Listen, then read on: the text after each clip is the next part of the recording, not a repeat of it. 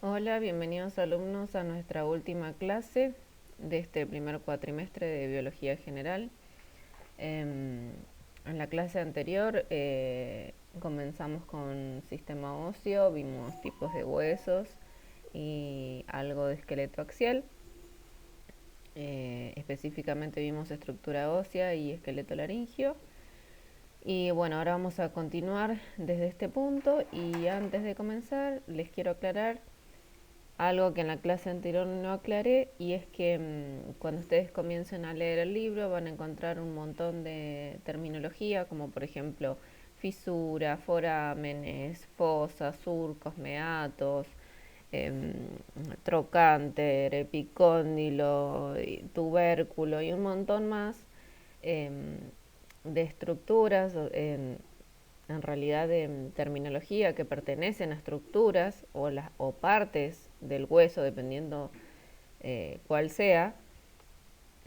Este, qué sé yo, por ejemplo, las fisuras en el cráneo son todas esas liñitas que se ven, los forámenes eh, son como depresiones, los meatos son como agujeritos, ¿sí? Entonces, este, a lo que voy, digamos, resumiendo, es que no le den importancia a esta terminología porque no la vamos a utilizar, ¿sí? Por lo menos no en, en esta carrera, ¿sí? Bueno, para no seguir dando vueltas, vamos a comenzar. Bien, dijimos que habíamos visto cráneo y esqueleto laringio. Así que continuamos con columna vertebral.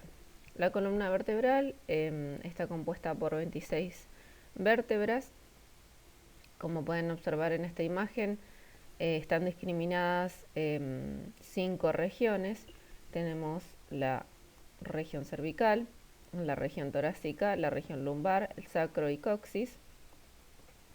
En la región cervical van a observar que tenemos 7 vértebras, en la torácica tenemos 12, en la lumbar tenemos 5. En el sacro es una sola, pero o sea, en realidad son 5 vértebras que se fusionaron. Y en el coxis también vamos a observar una sola, pero en realidad son 4 vértebras que se fusionaron. Y las funciones de la columna vertebral son proteger a la médula espinal, brindarle soporte a la cabeza, brindarle inserción a los músculos de la espalda, las costillas y la cintura pelviana. Bien, antes de continuar con columna vertebral, vamos a detenernos vamos a ver las partes de una vértebra, ¿sí? Las partes principales, como dije en el inicio de esta clase, o las partes que más vamos a nombrar durante la clase. Bien, entonces en una vértebra podemos diferenciar claramente un cuerpo, ¿sí?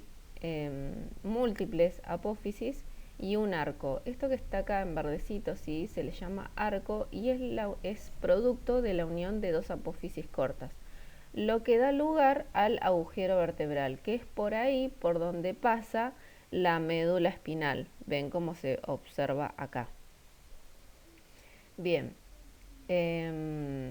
sobre este cuerpo que vemos acá, esto es una vista lateral de este mismo dibujo y esta es una vista superior, se va a apoyar lo que llamamos disco intervertebral. Seguramente alguna vez han escuchado alguna persona que tenía una hernia de disco, quizás a ustedes mismos le han diagnosticado hernia de disco, y esta patología tiene que ver con este disco intervertebral. En esta imagen lo podemos visualizar. Ven que entre cada una de nuestras vértebras hay un disco intervertebral y este disco está compuesto por tejido conectivo, ¿sí? Esta parte de afuera es mucho más dura y fibrosa, ¿sí? Que la parte interna.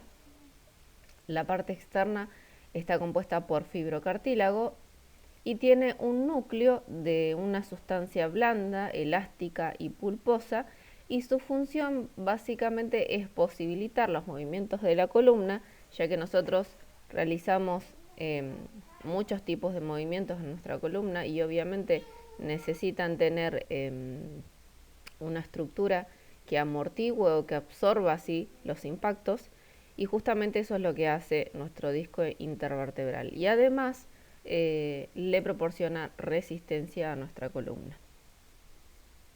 Esto que ustedes ven acá, esta imagen, es una vértebra con un corte transversal, ¿sí? Con una vista superior, y acá pueden observar la médula espinal, y esto que ven acá son nervios, ganglios. Acá vemos las apófisis.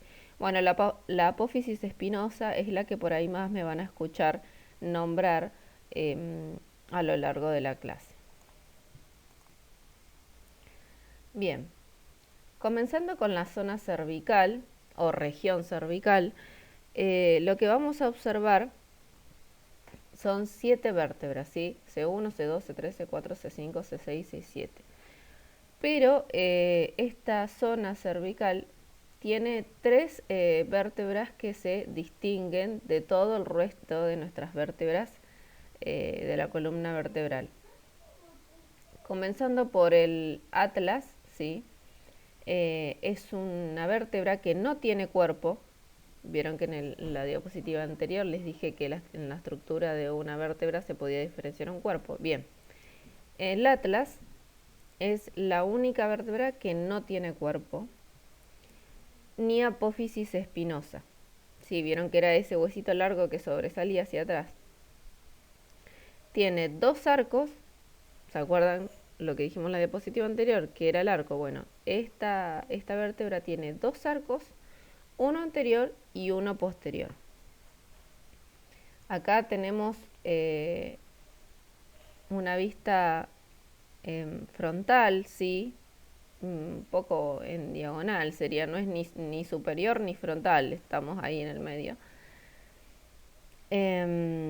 Bueno, y esto vendría a ser un gráfico. Acá, en este gráfico, lo que ustedes pueden observar es el arco posterior, que es lo que yo le acabo de nombrar, y el arco anterior. ¿Por qué me interesa esto de los arcos? Ahora van a ver por qué en la siguiente diapositiva cuando hablemos del axis. El atlas recibió su nombre por este personaje mitológico que tiene el mundo sobre sus espaldas. Bueno, justamente porque este hueso es el que soporta todo el peso del cráneo, ¿sí? Bien. Aquí tenemos el axis. Ven que es la segunda vértebra cervical. Acá lo podemos observar. Bien, y el axis lo que hace es articular con el atlas a través de la apófisis odontoides, formando un eje o pivote que es lo que nos permite el movimiento de rotación de la cabeza, ¿sí? Es decir, que es lo que nos permite mover nuestra cabeza de forma lateral. Por ejemplo, cuando decimos que no con la cabeza, ¿sí? Entonces, la apófisis odontoides es esta protuberancia que podemos ver acá, ¿ven?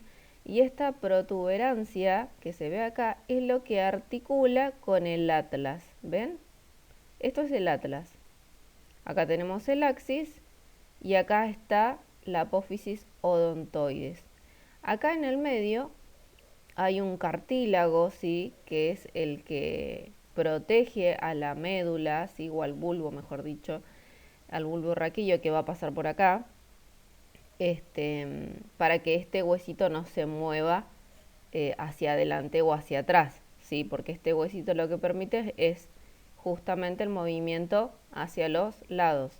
Cuando nosotros, por ejemplo, tenemos un accidente de tránsito y sucede lo que llaman el movimiento de latigazo, ¿sí? De nuestra cabeza, justamente lo que sucede es que el cartílago que está acá en el medio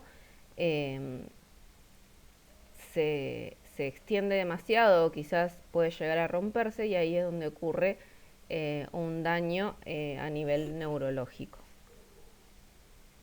Bien, acá podemos observar la apófisis espinosa, ¿sí? Que lo habíamos nombrado anteriormente. Y bueno, nada más que decir de este huesito. Acá está el ligamento transverso, que es el que les acabo de nombrar. Me había olvidado que les había puesto una imagen. Y ahí ven lo que yo les acababa de decir. Ven cómo protege, cómo sostiene a la apófisis odontoides. Bien, de la C3 a la C6 no hay ninguna diferencia, o sea, son vértebras regulares.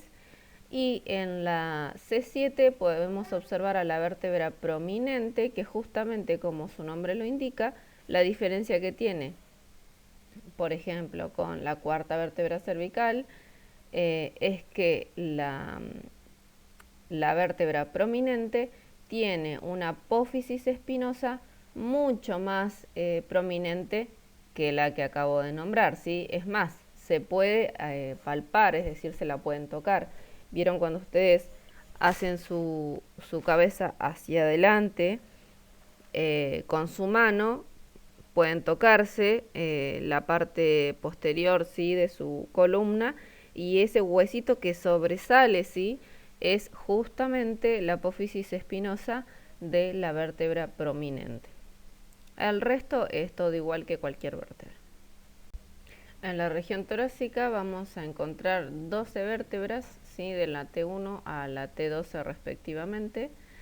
T1 y T12 porque son justamente vértebras torácicas. Son mucho más grandes y fuertes que las vértebras cervicales. Su apófisis espinosa varía según qué vértebra sea, es decir, de acuerdo a la posición en la que se encuentre va a tener una apófisis espinosa más corta, más ancha, más larga. No varía mucho, pero sí varía. Sus apófisis transversas son más largas y grandes que las de las cervicales. Las apófisis transversas son las que sobresalen hacia los lados. Y se articulan con las costillas, lo cual limita su movimiento. Es decir, que en nuestra parte, en nuestro torso, es donde menos movimiento tiene nuestra columna vertebral. Bien, continuando con la región lumbar, vamos a encontrar nuestras 5 vértebras lumbares, de la L1 a la L5 respectivamente. En esta región es donde se producen mayoritariamente las hernias de disco. Esto se debe a que estas vértebras son justamente las que soportan todo el peso de nuestro tronco, ¿sí?, de nuestra parte superior de nuestro cuerpo. Son las más grandes y fuertes de toda la columna y sus proyecciones son cortas y gruesas. Y lo que hacen es brindar un sitio de inserción a los músculos de la espalda. En esta imagen pueden observar que son una vértebra bien típica de la estructura que vimos en el comienzo de la clase. Bien, luego tenemos la región sacra y el coxis. Lo puse todo junto porque no es necesario discriminarlo. De todas formas, ustedes saben que hay una región sacra y el coxis por otro lado. Bien, la región sacra. Habíamos dicho que es el resultado de la unión de 5 vértebras, ¿sí? En un principio, cuando somos chiquitos, no están unidas y se van fusionando a lo largo de nuestra vida. La región sacra es la que articula con la cintura pelviana, ¿sí? Es decir, con las crestas, ¿sí?, o con los huesos coxales, mejor dicho. Acá en esta imagen podemos observar el conducto sacro. El conducto sacro es la continuación del conducto vertebral, ¿sí?, es decir, por ahí continúa nuestra médula espinal. A la porción inferior se le va a llamar vértice, ¿sí? Esta parte se va a llamar vértice y la parte superior se va a llamar base. Luego tenemos una superficie auricular que, bueno, en esta imagen justamente no está discriminado, pero vendría a ser esto, ven, que tiene como forma de oreja, se le dice, que justamente es la parte que articula con los huesos coxales. Y luego, y como última estructura de nuestra columna, podemos observar el coxis, que es esta puntita o el huesito dulce, como le suelen decir comúnmente la gente, y es el resultado de la unión de 4 vértebras coxigias, y tiene forma de triángulo y no hay nada más que decir sobre ese huesito. Por ahí se puede hablar sobre la inclinación, que en las mujeres está un poco más inclinado hacia abajo y en los hombres más hacia adelante, pero no tiene importancia en este caso. Bien, la última gran estructura que nos quedaba del esqueleto axial era el tórax. El tórax está constituido por las costillas, el esternón y las vértebras dorsales. Obviamente las vértebras dorsales no las vamos a ver porque ya las vimos. Así que vamos a proceder con costillas y esternón. El tórax tiene como función proteger los órganos del tórax y el abdomen, donde vamos a encontrar el corazón, los pulmones, el timo, el vaso y bueno, y algunos órganos abdominales también. Y también le provee soporte a los huesos de la cintura escapular, que ahora más adelante vamos a ver cuáles son los huesos que conforman esta cintura escapular, y a los miembros superiores, es decir, los brazos. Bien, comenzando por el esternón, es un hueso que se encuentra de forma central en nuestro tórax. Podemos observar una porción superior a la que le vamos a denominar manubrio. Esta zona es la que articula con las clavículas a través de estas depresiones que se ven acá, que tienen su nombre, pero no vamos a entrar en detalle sobre eso. Lo importante es que sepan que esta porción es la que articula con las clavículas y también articula con el primer y segundo par de costillas. Luego tenemos la porción media, a la que se le denomina cuerpo, y es la parte que articula con las costillas desde el tercer par al décimo. Y luego tenemos nuestra apófisis sifoides, que es este huesito que sobresale en esta zona. Y este apéndice está constituido por cartílago hialino, ¿sí? En nuestra niñez, y se va osificando y termina osificado en su totalidad alrededor de los 40 años. No se articula con ninguna costilla y lo que hace es brindar un sitio de inserción a algunos músculos abdominales, ¿sí? Bien, continuando con las costillas, podemos observar que tenemos 12 pares de costillas. Van aumentando su longitud desde la 1 hasta la 7, ¿sí? Ven que acá son más cortitas. De la 1 a la 7, 1, 2, 3, 4, 5, 6, 7, van aumentando su longitud.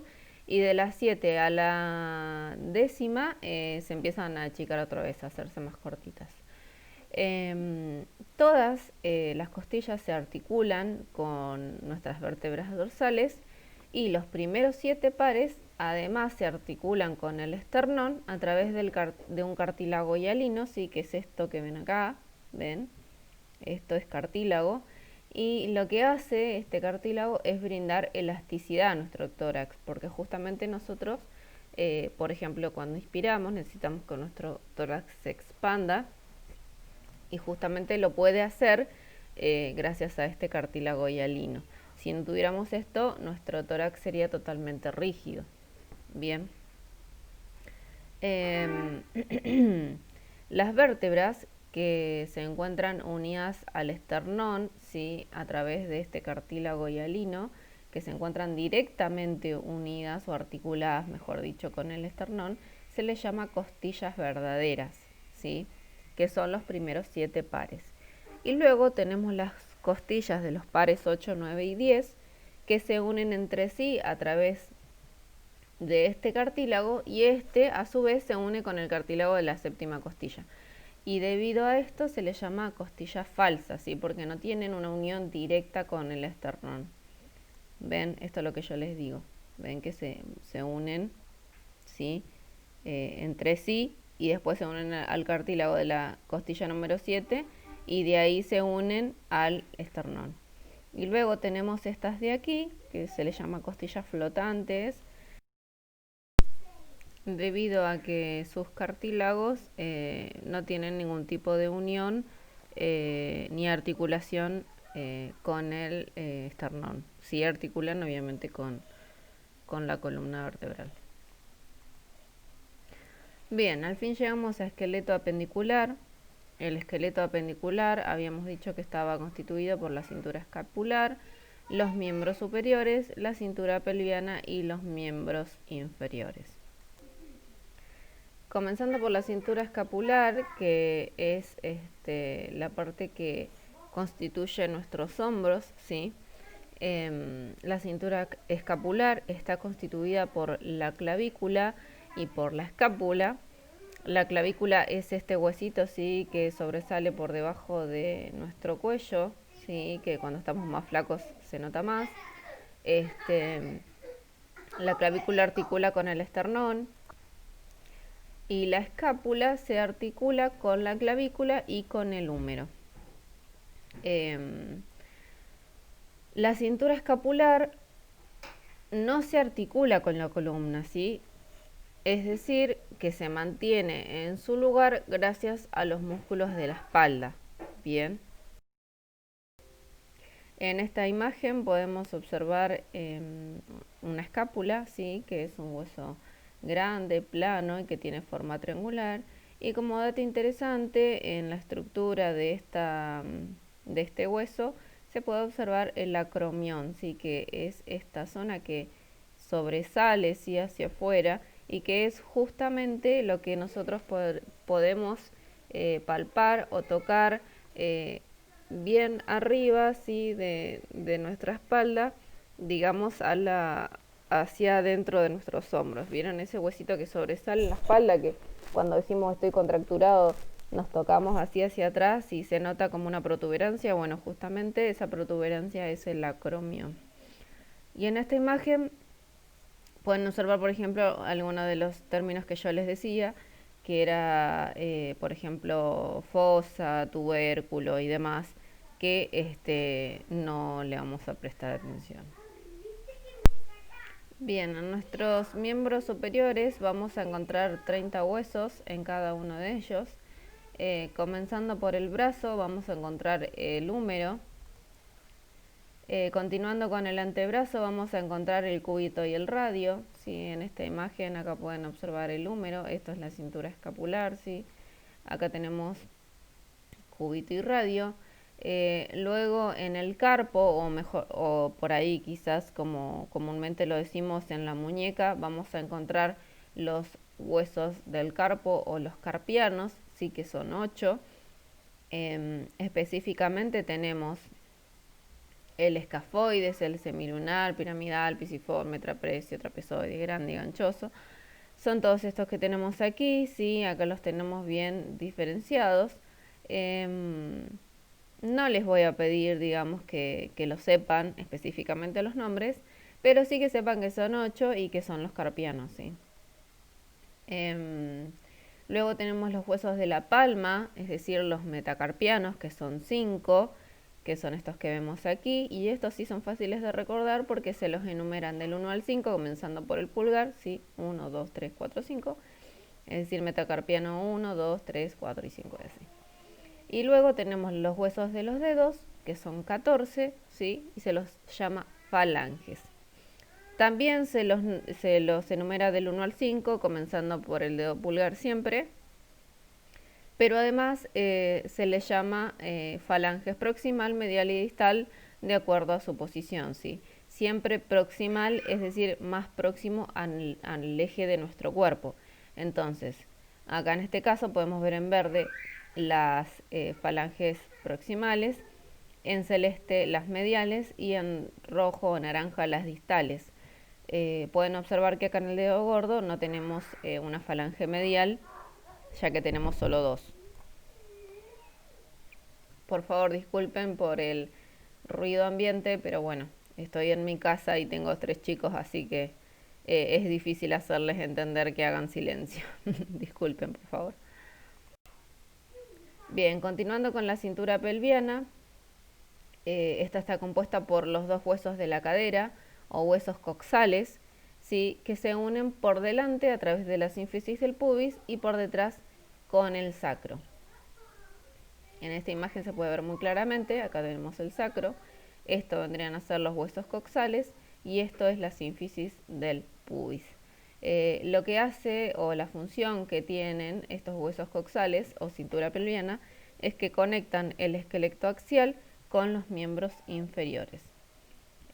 Como dato importante, cada hueso coxal es el resultado de la función de 3 huesos, que son el ilion, el pubis y el isquion. En un momento en nuestro desarrollo estos huesos no están unidos, pero luego se fusionan al igual que el sacro, ¿sí? Son 3 huesos fusionados. Y luego aquí podemos observar el acetábulo, ¿sí? Que es esta depresión que se observa acá, que es justamente donde articula la cabeza del fémur. Bien, y por fin vamos finalizando, llegamos a los miembros inferiores, que también poseen 30 huesos, al igual que a nuestros miembros superiores. Y podemos discriminar un fémur, ¿sí? Que es el hueso más largo y grande de todo nuestro cuerpo. Una rótula, en la pierna podemos observar tibia y peroné. En el tobillo vamos a observar la presencia de 7 tarsianos, que también tienen sus nombres: astrágalo, escafoides, calcáneo, cuboides. A esto se les llama cuñas, internas, intermedia y lateral. Tampoco le voy a pedir que se sepan esos nombres, sí que sepan de que en nuestro tobillo tenemos nuestros 7 tarsianos. Luego continuamos con el metatarso, ¿sí? Tenemos 5 metatarsianos, así se llaman, metatarsianos. Del 1 al 5 también comenzando desde la parte interna, ¿sí? Desde la parte del dedo gordo. Y luego tenemos los huesos de los dedos, en los que tenemos 14 falanges, y funcionan de la misma manera que los de la mano, siempre enumerando los del 1 al 5, desde el dedo gordo hacia afuera, y las falanges también se clasifican en distales, mediales y proximales, al igual que en nuestra mano, ¿sí? Eso fue todo por hoy. Espero que no les haya resultado pesada la clase. Muchísimas gracias por su atención y por su esfuerzo. A todos nos ha costado muchísimo esta nueva etapa de la educación digital. También me incluyo. Así que les agradezco por su buena predisposición. Y sin más que decir, les deseo unas hermosas y felices vacaciones. Y bueno, nos veremos a la vuelta y ya veremos a ver con qué nos encontramos. Ojalá y podamos conocernos personalmente y bueno, felices vacaciones. Espero que puedan ir al cerro, a pasear, no sé, a Tolwyn o lo que fuera, a disfrutar de nuestro clima. Y bueno, nos estamos viendo. Chau, chau.